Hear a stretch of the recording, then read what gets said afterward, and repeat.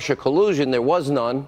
The Mueller report didn't give them what they wanted, but they ignored the dossier, the dirty Clinton bought and paid for dossier that was used as the bulk of information to get a FISA warrant. Pretty bad stuff after being warned about it, premeditated. Then you've got this whole story with Ukraine. Hunter Biden, we know, zero experience. His father leveraging $1 billion, $1 billion tax dollars. You're not going to get the billion unless you fire the prosecutor. If you fire him, you get the billion. You got 6 hours to decide, I guess, so my son can keep making millions with no experience. You tell me, how does that corrupt media survive constantly with this double standard? It's on a sickening level. Well, you know, as a professional journalist, Sean, I mean, I do my job the same way that I've always done it, right? It doesn't matter who I'm doing it for, whether it's 60 Minutes or it's Fox Nation or it's the small newspaper I started at. And, you know, having firsthand sources and verifying information independently, not allowing anonymity to be a standard, those are, you know, those are the sort of the basics, right, of independent, decent journalism. And they don't change. They really don't. So I was always confused about the BuzzFeed dossier as a professional journalist, because from the very beginning, it wasn't firsthand. The sources in it weren't firsthand. And then you had FSB agents who were the actual sources. And what's interesting, you know, about the whole Epstein thing is that on the one hand, ABC says they didn't have, you know, the goods, right? They didn't have enough verification, which is perfectly valid. When I hear that, it's kind of reasonable. But then on the other hand, you think, well, you didn't have that verification for the BuzzFeed dossier, right? And you put people on television and in newspapers everywhere today, allowing them to be anonymous. And when they're anonymous, the audience doesn't have the information and the context they need to figure out what the motivation is of these people for saying what they're saying, or the credibility, right?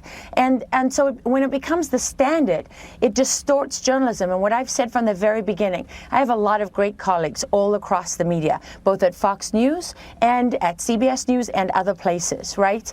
And for all of us, and especially for the people in this country, we all lose when the media doesn't do its job and doesn't do it the way it's supposed to be done. And that's the reason I'm standing up and taking heat for it, right? And being honest about what I say. It's not because I've suddenly had some kind of, you know, transformation and now suddenly I've gone from being a liberal journalist to a right-wing journalist. That's what the, you know, the propagandists want you to believe, right? That's what the people coming after you want everyone to believe. And it hasn't stuck to me because it's just not true.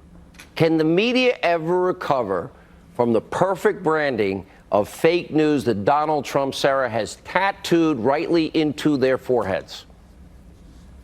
Not if they continue on the path they're on. So far, they don't seem to learn their lesson. They continue to run these crazy stories without firsthand knowledge. I mean, look at the impeachment whole sham that we're in the middle of right now. Every single one of the witnesses didn't witness anything. It is mind-blowing to watch this unfold.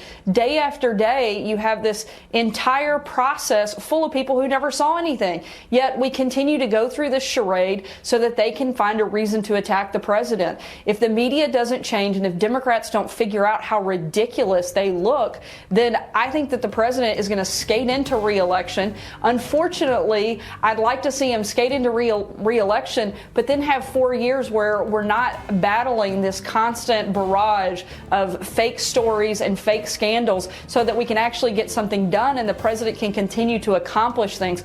I think the contrast could not be more clear between the president, who's actually doing things, and the Democrats are doing nothing but attacking the president and feeding into the fake news narrative. I think the American people see it all. Lara Logan, welcome. Thank you both. When we come back, so I have no idea. Lawrence Jones